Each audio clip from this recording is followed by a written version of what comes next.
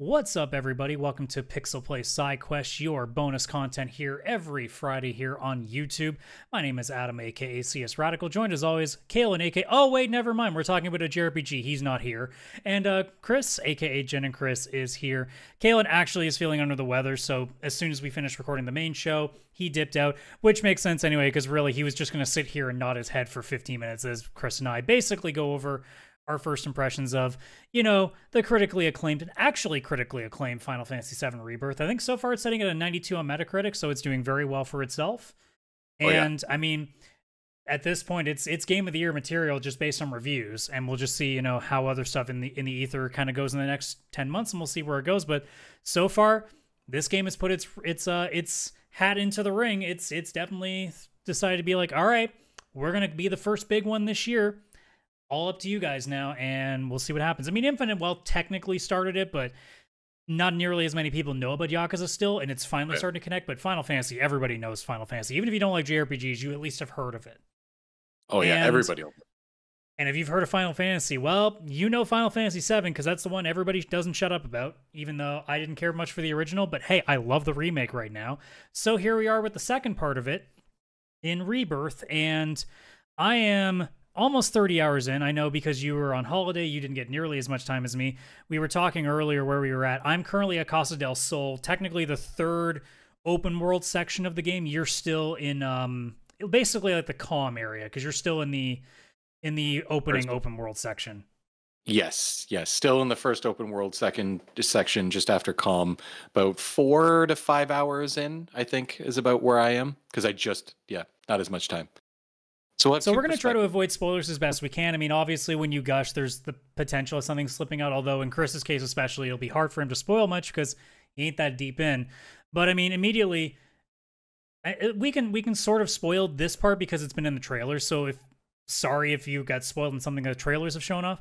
I like that they haven't addressed it yet, but the immediate start of the game showing Zack immediately gives us that, wait, I thought we escaped, but we're all on stretchers. I thought we escaped, and immediately I went, oh shit, are we playing the double reality thing now? Yeah, I'm wondering what the heck's going on with that. And I can tell you at this point, I don't know the answer. So it's something that's staying in the back of my mind, and I'm waiting for it to come. There's been a couple of things that have happened that make me think that there's something, but I can't confirm anything. It could just be something, you know, that, you know, they'll just throw some random plot device in. It's all good. But like, I love that exactly as we figured. I have no clue where they're going yet. Now, I haven't gotten deep enough into the story yet to see where it's going to actually start turning. We're still kind of going through the motions. I mean, like I said, I'm only at Casa del Sol, so it's not like we've recruited much. Like, I've got Yuffie. That's as far as I've gotten. No Vincent, no Sid, no Kate Sith. Haven't even gotten to the Gold Saucer yet. I haven't gotten on the Ferris wheel with Barrett yet. I'm working on it. Although at this point, I can tell, like, because they have a little icon above everybody that shows, like, a smiley face. I can tell right now Tifa is currently in the running because apparently I'm pleasing her the most. I'm already aiming for it. I'm picking the rotating wheel and just seeing what happens, and so far it's worked for her the best, I guess. So, you know, I guess I'm going with what the game wants me to do. I'm doing everything in my power to make it Tifa. Oh, yeah, I knew how the system worked. I learned about it, and I'm like, all right, I'm in chapter 2. Perfect. Tifa all the way. Everything she says is good, and everything Aerith says, I'm going to just shut her down. I'm just letting it play out. Like, at this point, whatever happens, happens. Like, I'm sure that Tifa is going to get the brunt of it because she's been in my party the entire time, because I really like playing as her. Now that Yuffie's in there, I love playing as Yuffie the most out of anybody, so I've been using her as much as I can now. So there's a chance that she might overtake given how things go, but who knows? That's a later problem. But as it stands right now, like, we'll start with you just because you haven't gotten nearly as far. Like, how are you feeling so far with what you've been able to get to play so far? Like, what are your thoughts on the open world, how the like slight changes of the combat? They haven't really done too much different, just added things like the symmetry attacks and stuff like that, but they haven't really overhauled it too much. No, so the combat, I'll start there. I like that it is the same with just slight additions. And if for any reason you didn't like the slight additions, you could completely ignore them. Like, if you don't like the synergy attacks I'm pretty early in the game, so I don't know if they become much more important later on. But in the beginning, for things like effects you can bring in, like, there's one that I use with Tifa all the time that gives you like infinite MP for a certain amount of time, so you can just start blanket casting Oh. spells without losing anything. So that's the point where I'm like, I know you're a boss with an elemental weakness. I'm using this so I can just mass spam the biggest spell I have on you. Oh, okay. So that's pretty cool. Yeah, because all of the synergy attacks I have right now are mostly just like physical normal attacks. I've got the one where Yeah, like because there Tifa are things jumps that on like the they'll give Buster you like an Sword. extra ATB bar, or there's one that increases your stagger time when you put somebody in a stagger mode. So there's something because again with the pseudo sphere grid they're doing now with the party and weapon levels is there is some later unlockable stuff, and yeah, like the one that I've noticed a lot is things where like it gives you either more magic to use or increases your active time battle bar, so that way you have a few extra attacks in the chamber, which is a nice addition. Oh, nice. Yeah, so I do like those a lot. I've been using one where like Tifa jumps on the Buster Sword and you fling her and she starts like kicking away. Because I like playing as Tifa too. I like how quick and fast and everything she is with her attacks.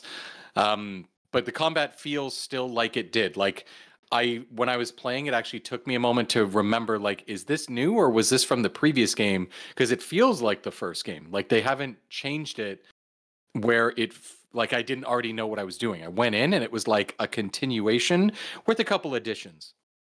Uh, when it comes to the rest of the game, though, it feels more open. Obviously, open world ish now, all that kind of stuff. But it seems so fitting because when you think of the original Final Fantasy VII story, you're in Midgar, you're not searching anywhere. It's very linear. You're not going from the different slums. You're not exploring. Like you follow a set story until you hit that world map. And this game, conveniently, obviously, if you played the first one, you know where it ends. It's as they leave Midgar. You go like right into that world It's map, almost and like a it completely just different game, which is kind of how the original game was.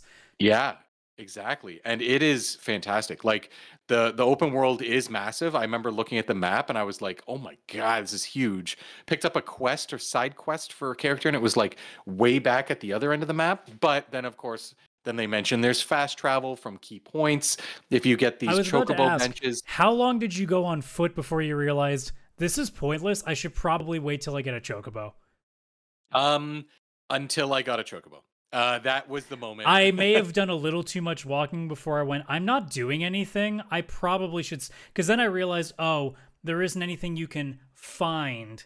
It's things Yeah. that as soon as you see the icon on the map, that's something you can do. Because originally I Yes. thought, oh, I'll just explore. And after about 15 minutes, I went, there's no exploring. You're just gonna have to look for the points. Okay, never mind. We're Yeah. gonna go do the quest where I get a chocobo, and then we'll deal with the rest later.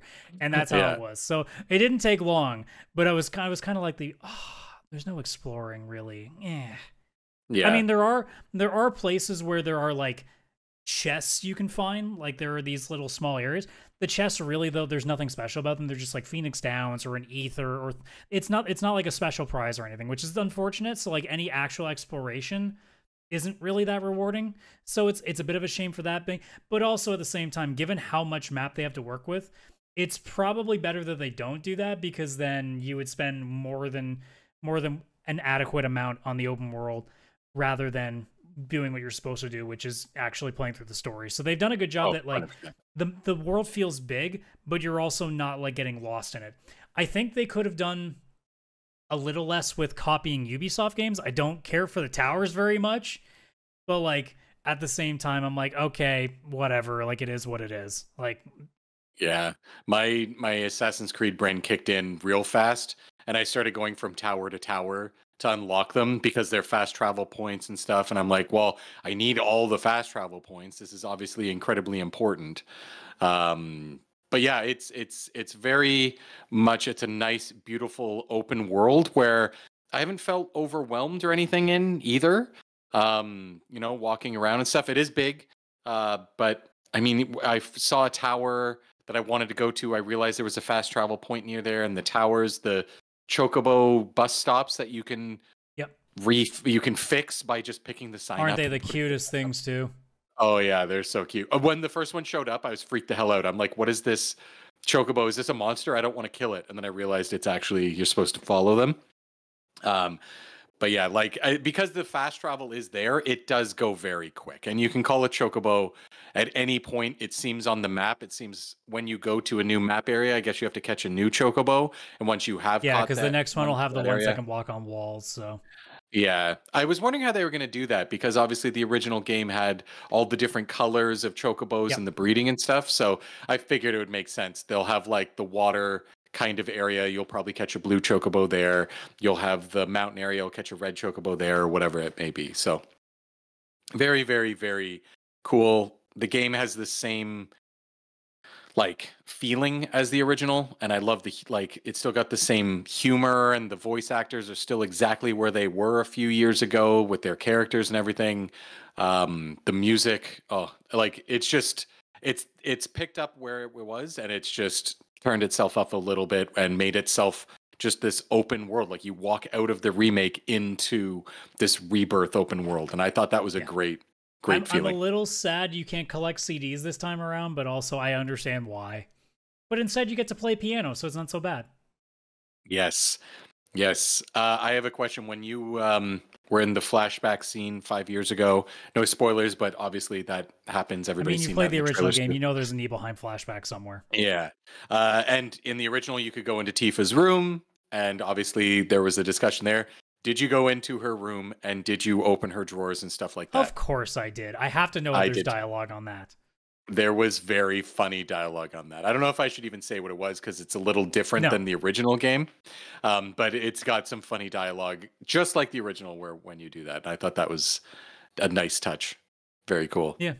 And I think honestly, and also it's because we're at the part of the game currently where it is at its most whimsical. So it's at its goofiest right now. Like you got Barrett in a sailor costume a little bit later when you get to Junon.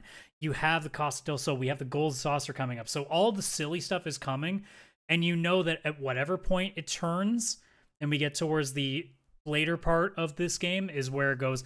All right, fun's over. Have fun. Have Yeah. fun figuring out if Aerith's gonna live through this game. And I'm not at that point yet, and I'm now starting to understand where people were with the original when Aerith did die, because they were all like really attached to her here. I'm now understanding it, and I'm now preparing myself.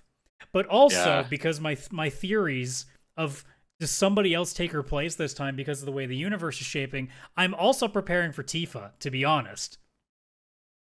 Yeah. Like Because like what you if? could say Yeah. somebody else could take their place. I'm like, no, guys, if they're gonna replace, if it's not Aerith, it's going to be Tifa. There's nobody else. Like, let's be honest Yeah. here. If Kate Sith dies, no one cares. Like Like, it's got to be someone even if tough. Barrett dies, it's not like nearly as impactful. And No. it's not just No. it's not like a blast against Barrett. It's just look, I know what the tiers are. Yeah. Oh yeah. It's the love interest. It's always got to be the love interest. You know. Hmm. Yeah, it's Oh. it's maybe the game just cranks it based on who's on the Ferris wheel. Oh, they kill whoever you're closest to. Oh no. Oh, that would be It's awful. oh wait, never mind. I won't spoil another game, but you probably know which game that recently came out last year that does that exact Yeah, thing where it I'm kills. thinking exactly what you were Yeah. thinking, and I almost said it too. Yeah, I'm like, Oh nah, it's not even a year old yet. I can't say it. no, can't do it. Oh But gosh. aside from that, like obviously you're not too deep in, but like how are you feeling with how the direction is going so far, at least in terms of its story? Like does it feel like, because I don't know if you'll remember the original as much as I do either, because I don't remember nearly that much. But like, do you feel like the direction it's taking is different, or does it seem like it's still kind of coasting at this point to you? So it feels very similar because I actually replayed Final Fantasy VII 3 years ago, on my Switch. So it's still pretty fresh-ish in my mind. Plus, I've Because played it like basically out 19 of times. Midgar is all completely unknown. Like I remember names and places, but I don't remember the story that much. I even remember the way the map looked, and it's very interesting because I could be wrong in this, but I'm pretty sure if like when you do the map in this game, when you press the trackpad to just look at the map of the area you're in, I'm pretty sure it's the exact same layout as the world map from before. Only the difference is like it's a world map, so you're just walking around on it, and Calm is here, Chocobo Barn is here, and then the swamp is here. Whereas Mhm. now it's this big open area, and obviously they've added a lot of detail, but it's the exact same layout, with just a little bit of additions like some bridges and windmills and stuff that obviously when you're on a world map you wouldn't have seen those things. So I'm pretty sure it's the exact same layout. And I remember like Billy at the Chocobo Barn and all that kind of stuff. Like character names are the same, the spots are the same. The music, obviously, if you've played the remake, you know they've taken the music from before and just remade it a bit, made their own spin on it and stuff. It Like feels I can tell there very are similar. differences now. There are definitely differences because like they're starting to, especially with some of the newer characters they got in, like Kyrie is a Hmm. consistent theme in the beginning of the game. And even in once you start making the journey between Junon and Costa del Sol, you'll start seeing characters from Midgar. All of a sudden, they're shoehorning a lot of characters in from the first remake game to just be like, hey, this person's also here. Like even like I'm just at Costa del Sol now. It's not that big a spoiler. The friggin' bodybuilder guy just shows up and has a side quest there because you're like, yeah, of course you left at the exact same time we did too, and somehow got here before us. Sure, that makes sense. Yeah, just like Chadley or whatever his name is, Oh, freaking Chadley. Chad. But like, I mean, Johnny makes sense because we knew Johnny skipped town, so Johnny was going to show up Yeah, at some point. But like, yeah, seeing like Madame M and Andrea Rodea again, it's like, don't you have like you look at Andrea and be like, don't you have an inn to run? Where the fuck are you doing here? yeah. He's like, Yeah, plug they just device, left. and you're like, okay, sure, that makes sense. Yeah. Yeah, I'm sure there's going to be a lot of that. I won't be mad at it because it's a Final Fantasy game. Like, at no point was that not probably happening, anyways. But yeah, it feels very familiar. Definitely with a few of those added characters, and it's interesting because like you'll go to somewhere so familiar, like a Chocobo Barn or something like that, and then all of a sudden you'll have somebody like Chadley there, and it's like the old and the new mixing together, Hmm. and it still goes fairly well. It and the music and everything again takes you back, so it's very very interesting because it's like you'll have your brain is like this is a copy paste of the original game. I know exactly where to go, and then you're going, and then yeah, like you said, a character that wasn't there in the original game shows up, and all of a sudden there's something new, and your brain is always kind of playing tricks on you because it's like I remember this, oh wait, oh it's different now, oh okay, oh but this is the same, oh okay cool, so I know to go there, oh but this is different, like it's very interesting that it keeps doing that.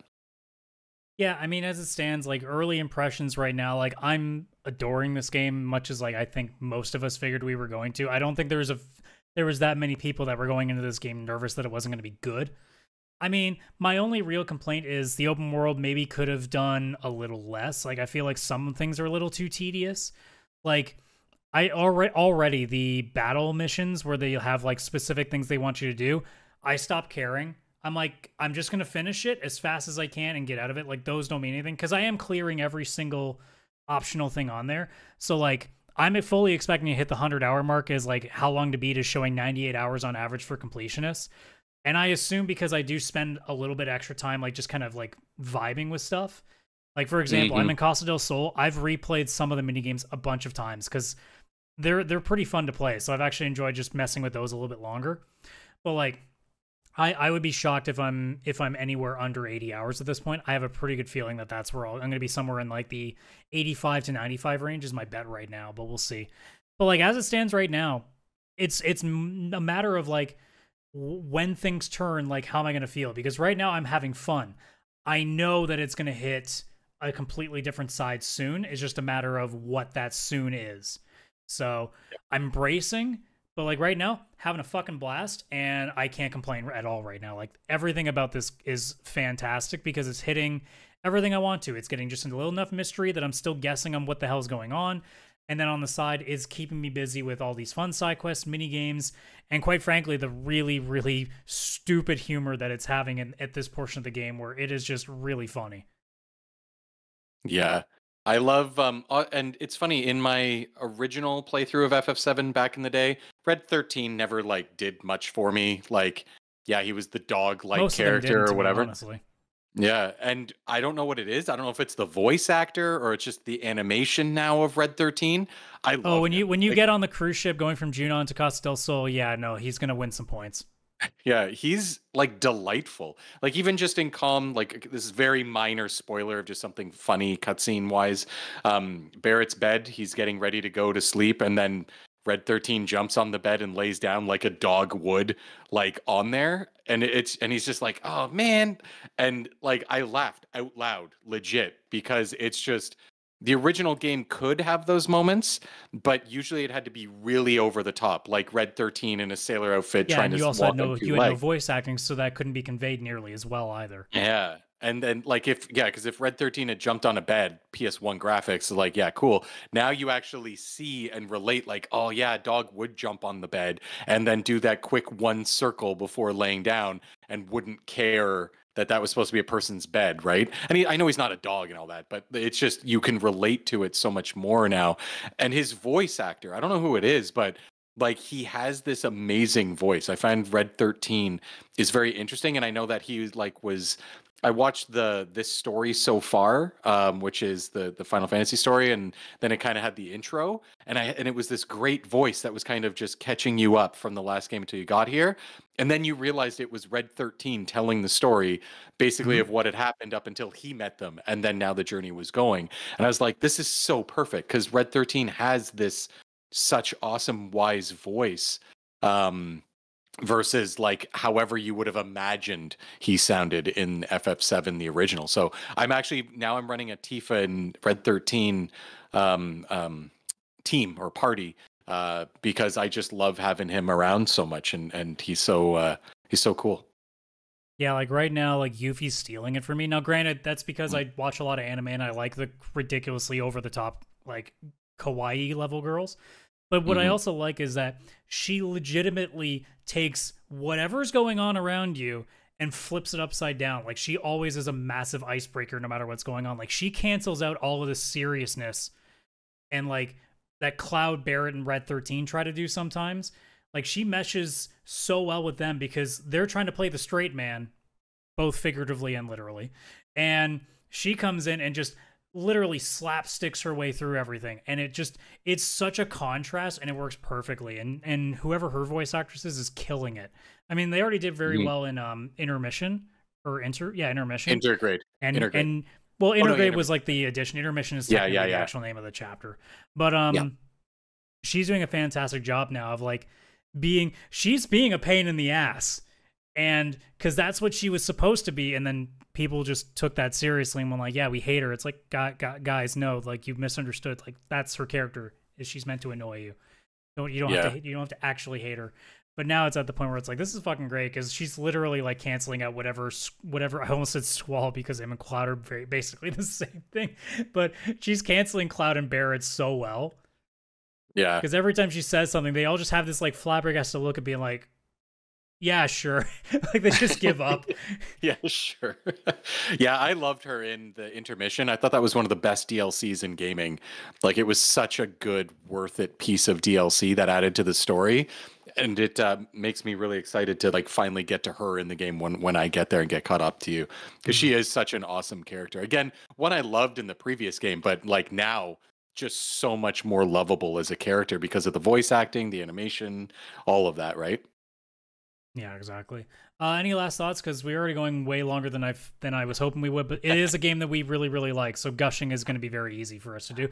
Also, I'm 30 hours in. It's really hard to say like 15 minutes worth of material. Yeah, I mean, I'm only 4 or 5 hours in, and I think that even just 15 minutes isn't enough for where I am. I can only imagine how many hours. Okay, well, aside from that, Queen's Blood is fucking addictive too.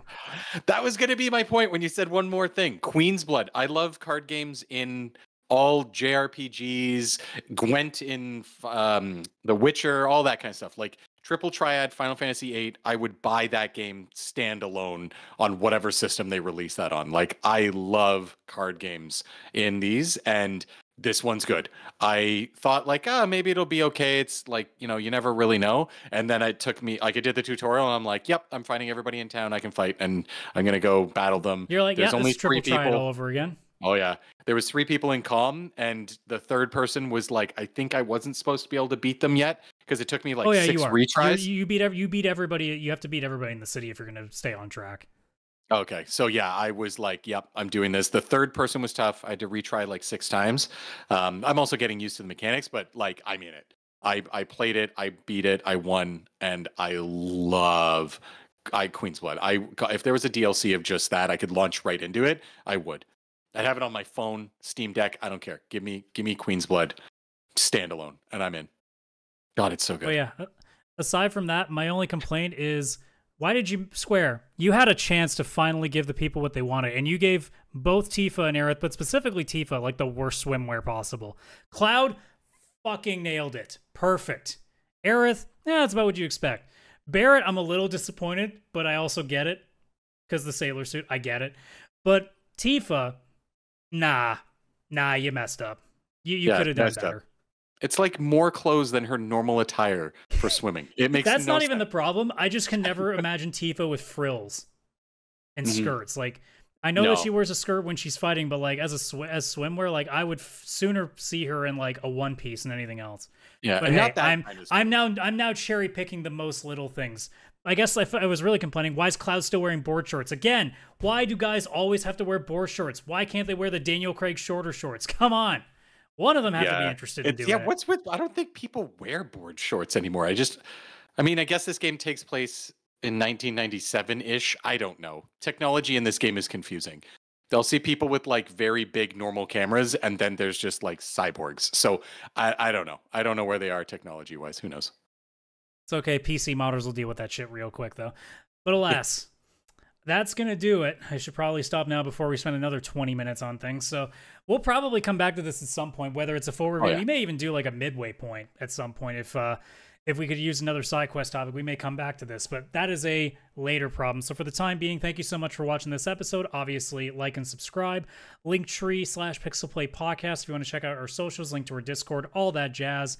And yeah, it's a good game. What a shocker, right? So good. Yeah, not shocking, but yeah, so good. So good. But for that, we shall see you on the next episode. As always, Wednesdays at noon for the main show, Fridays at 5 for the side quest. So take care, everybody. Bye-bye for now.